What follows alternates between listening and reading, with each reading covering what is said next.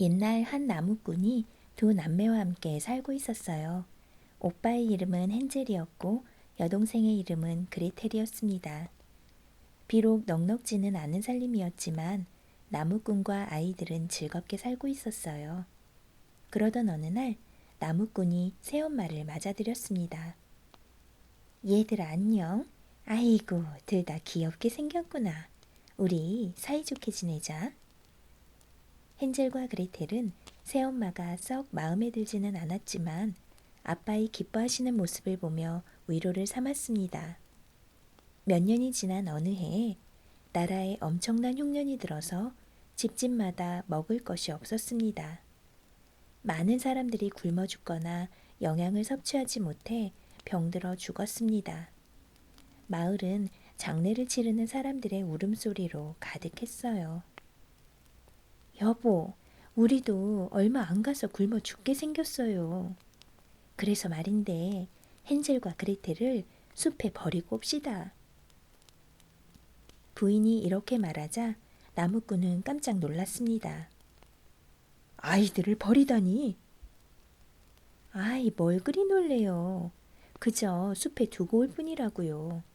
다 같이 굶어 죽느니 우리라도 살아야 하지 않겠어요? 두 아이만 없으면 당신과 나는 어떻게든 먹고 살아갈 수 있을 테니까요. 난 그럴 수 없소. 나무꾼은 고개를 설레설레 흔들었지만 결국 새엄마의 꿰매에 빠져 승낙하고 말았습니다. 헨젤과 그레텔은 너무 배가 고파 잠을 이루지 못하고 있다가 새엄마의 말을 엿듣고 말았어요. 오빠, 우리 어떡하면 좋아? 숲에는 무서운 짐승들도 많이 살 텐데. 그레텔은 오빠의 손을 잡고 숨죽여 흐느꼈습니다. 걱정하지 마. 내게 좋은 생각이 있으니까 말이야. 헨젤은 울먹이는 여동생을 남겨두고 혼자 밖으로 나갔습니다. 집 밖엔 보름달이 떠서 대나처럼 환했습니다. 헨젤은 주머니 가득 하얀 자갈을 주워 담았어요. 다음 날 아직 해도 뜨지 않은 이른 새벽에 새엄마가 아이들이 잠들어 있는 방문을 활짝 열었습니다. 유 게으름뱅이들아, 어서 일어나지 못해? 그렇게 잠만 자면 뭐가 나오니? 나무를 하러 숲에 가야 하니 어서 서둘러라. 그레텔은 헨젤의 품에 안겨 눈물을 흘렸습니다. 울지마 그레텔. 하느님이 우릴 버리지 않으실 거야.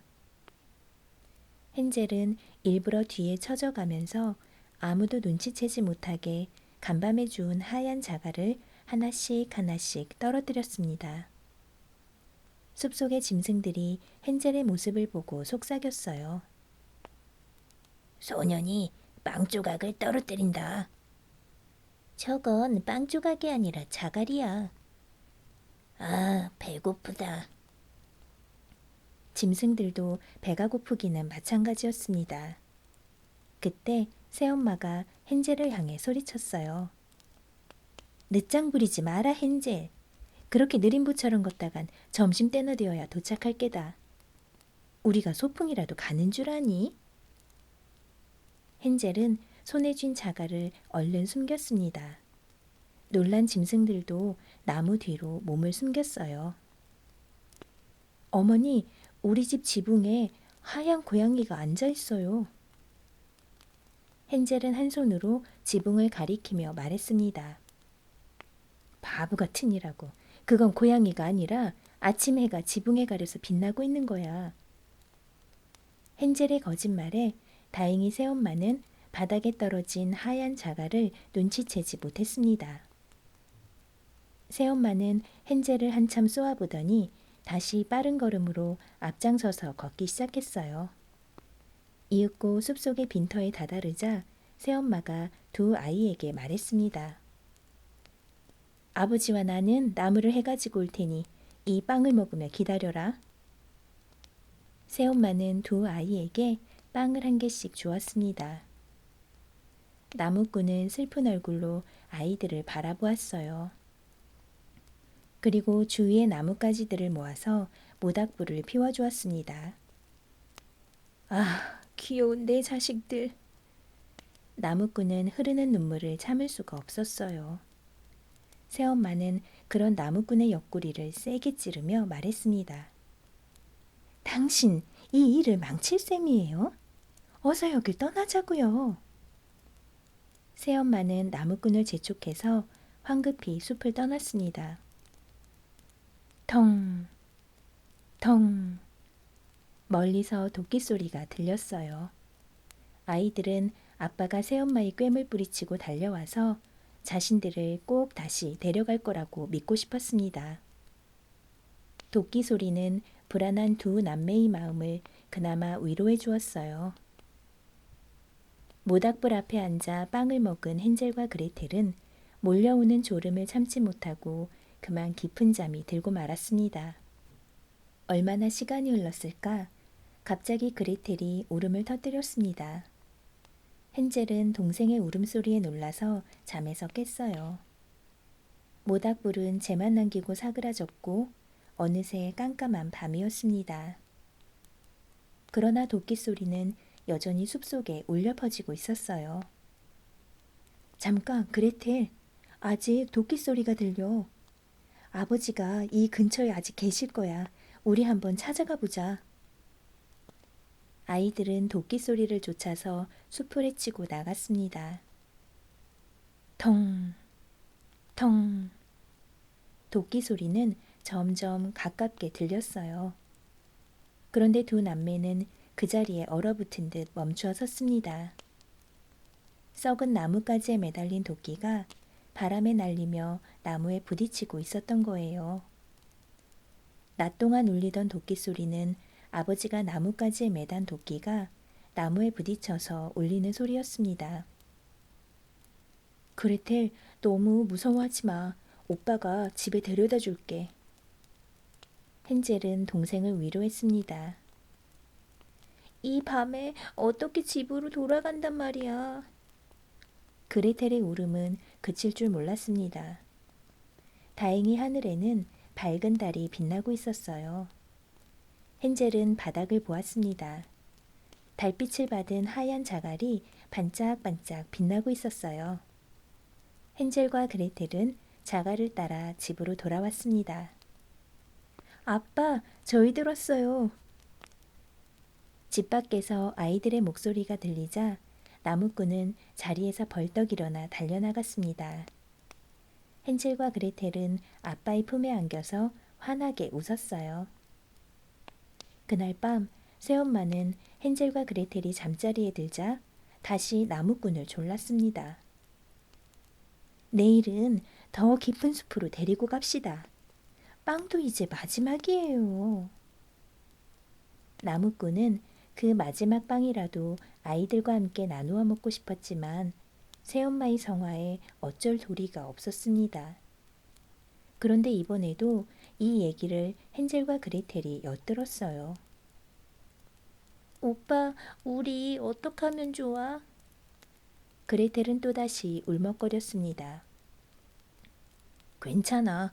오빠한테 좋은 방법이 있으니까. 헨젤은 다시 자갈을 주우러 밖으로 나가려고 했습니다. 그런데 새엄마가 문을 잠가서 나갈 수가 없었어요. 다음 날 아침 일찍 새엄마는 두 아이를 깨웠습니다. 어서 일어나. 오늘도 숲속으로 나무를 하러 갈 거야. 자, 빵을 하나씩 주마. 먹을 것은 이것밖에 없어. 나무꾼 가족은 전보다 더 깊은 숲속으로 들어갔습니다. 헨젤은 새엄마가 준 빵을 조금씩 조금씩 뜯어서 길에 떨어뜨렸어요. 숲속의 짐승들이 헨젤의 모습을 보고 속삭였습니다. 소년이 또 자갈을 떨어뜨린다. 저건 자갈이 아니라 빵 조각이야. 와, 맛있겠다. 배고픈 짐승들은 헨젤이 멀리 사라지자 떨어진 빵 조각을 모두 주워 먹었습니다. 깊은 숲속에 오자 새엄마가 말했어요. 아버지와 나는 나무를 해가지고 올 테니 너희들은 여기서 놀고 있으렴. 헨젤과 그레텔은 나무꾼이 지펴준 모닥불 앞에 앉아 빵을 나누어 먹고 또다시 잠이 들었습니다. 얼마나 잤을까? 눈을 떠보니 어느덧 밤이 되었습니다. 초승달이 떠올라 숲을 비추고 있었어요. 하지만 빵 조각은 어디에도 보이지 않았습니다. 헨젤과 그레텔은 손을 잡고 숲속을 걷기 시작했어요. 그러나 두 아이는 더욱 길을 잃고 헤매일 뿐이었습니다. 그 이튿날도 또 그 다음 날도 아이들은 숲을 빠져나가지 못했어요. 산딸기를 조금 따먹었을 뿐 아무것도 먹지 못해서 더 이상 걸을 힘도 없었습니다. 바로 그때였어요. 나뭇가지 위에 앉은 새 한 마리가 너무나 아름다운 소리로 지저귀고 있는 거예요. 아이들은 그 맑고 신비한 새의 노래에 빠져 있다가 새가 푸드득 날아오르자 새를 쫓아 걸음을 옮겼습니다. 그레텔, 저길 봐! 새가 내려앉은 곳은 알록달록 예쁜 색으로 칠해진 집이었어요. 오빠, 숲속에 이렇게 예쁜 집이 있는 줄 몰랐어. 그레텔은 조심스럽게 집으로 다가갔습니다. 예, 그레텔, 이걸 좀 봐. 벽이 과자로 돼 있어. 오빠, 창문은 사탕이야. 지붕은 초콜릿이고. 배가 너무나 고팠던 두 아이는 집을 조금씩 갉아먹기도 하고 또 핥아먹기도 했어요. 아, 얼마나 달고 맛있는지. 그때 집안에서 이런 소리가 들려왔습니다. 작은 쥐들이 찾아와 내 집을 갉아먹는 걸까? 그것은 다정스러운 할머니의 목소리였어요. 오, 이런. 배고픈 생쥐가 아니라 예쁜 아이들이 내 집을 먹고 있었구나. 초콜릿 지붕의 테라스에서 인자하게 생긴 할머니가 두 아이를 내려다보고 있었습니다. 할머니는 아이들을 집 안으로 초대했어요. 귀여운 아가씨는 이 의자에 앉고 훌륭한 도련님은 이 의자에 앉아 따뜻한 우유를 마시렴. 둘 다 많이 지쳐 보이는구나. 먹을 건 얼마든지 있으니 실컷 먹고 푹 자거라. 아이들은 할머니가 이르는 대로 음식들을 배불리 먹은 후 따뜻하고 푹신한 침대에 놓았습니다. 헨젤과 그레텔은 침대에 눕자마자 곧 깊은 잠에 빠졌어요. 그런데 어쩌면 좋죠? 이 할머니는 달콤한 과자집으로 아이들을 꿰어서 잡아먹는 아주 무서운 마녀였어요. 이튿날 아침 헨젤은 깜짝 놀랐습니다. 맛있는 음식들과 따뜻한 침대는 온데간데 없고 좁은 방에 갇혀 있었기 때문이에요. 문에 뚫린 작은 구멍으로 밖을 내다보니 그레텔이 마녀 앞에서 벌벌 떨고 있었습니다. 그레텔, 너는 이제부터 오빠를 살찌우기 위해 매일매일 4인분의 요리를 만들어야 해. 저렇게 삐쩍 말라선 한 끼 식사거리도 되지 않으니까 말이야. 그레텔은 요리뿐만 아니라 집안일도 해야 했습니다. 무서운 마녀가 항상 지키고 있었기 때문에 꾀를 피울 수도 없었어요. 헨젤은 이제 동생이 만들어준 4인분의 식사를 눈 깜짝할 사이에 먹어치우게 되었습니다. 그럴 때마다 그레텔은 걱정을 했어요. 오빠, 그렇게 많이 먹어서 뚱뚱해지면 마녀에게 잡아먹혀. 조금씩만 먹어. 걱정하지 마. 내게도 좋은 수가 있어. 헨젤은 빙긋이 웃었습니다. 마녀는 매일처럼 헨젤이 갇혀있는 방 문 앞으로 와서 이렇게 말했어요. 헨젤, 손가락을 내밀어 봐라. 어디, 살이 좀 쪘는지 봐야겠다. 마녀는 눈이 아주 나빴습니다. 그 대신 귀가 밝고 냄새를 잘 맡았어요. 헨젤은 미리 준비해둔 닭뼈를 한 개 내밀었습니다. 마녀는 눈을 껌뻑거리면서 그 뼈를 만져보더니 뭔가 의심스러운 듯 중얼거렸어요. 이럴 수가. 아직도 뼈다귀처럼 앙상하네. 마녀는 고개를 설레설레 흔들며 돌아갔습니다. 그러고는 흔들의자에 앉아서 깊은 생각에 잠겼습니다. 아무래도 이상해. 저 아이는 매일 4인분씩이나 먹는데 조금도 살이 찌지 않아. 할 수 없지. 여동생을 먼저 먹어야겠군. 다음 날 마녀가 그레텔을 불러 말했습니다. 예, 그레텔. 아궁이에 불을 좀 더 지피렴. 마녀는 그레텔이 아궁이에 장작을 넣을 때 뒤에서 밀어 넣으려는 속셈이었어요. 그레텔은 그것을 금방 눈치채고 물었습니다. 어떻게 하는 건데요? 에이, 너는 그렇게 간단한 것도 모르냐? 마녀가 아궁이의 뚜껑을 열고 머리를 들이밀었습니다. 그러자 그레텔은 마녀의 등을 콱 떼밀었어요. 아, 사람 살려! 아궁이 속에 떨어진 마녀는 불에 타 죽고 말았습니다. 그레텔은 오빠가 갇혀있는 방문을 열어주었어요. 헨젤과 그레텔은 마녀의 집에서 엄청난 양의 보물상자도 찾았습니다. 다이아몬드며 진주, 루비를 주머니가 터질 정도로 쑤셔 넣었어요. 이 보물을 가지고 돌아가면 온 가족이 사이좋게 잘 지낼 수 있어. 두 아이는 신나게 마녀의 집을 떠났습니다. 집으로 돌아가는 길은 마녀를 물리쳐준 감사의 뜻으로 숲속 동물들이 안내해 주었어요. 드디어 헨젤과 그레텔은 집으로 돌아왔습니다. 아빠! 아이들을 숲에 버리고 온 뒤부터 알아 누워있던 나무꾼은 아이들의 목소리를 듣고 침대에서 벌떡 일어났습니다. 창문 밖으로 집을 향해 달려오는 헨젤과 그레텔의 모습이 보였어요. 나무꾼은 문을 박차고 달려나갔습니다. 얘들아! 헨젤과 그레텔은 두 팔을 벌리고 뛰어나온 나무꾼의 품에 안겼습니다. 나무꾼은 두 아이를 꼭 끌어안았어요. 아빠가 잘못했다.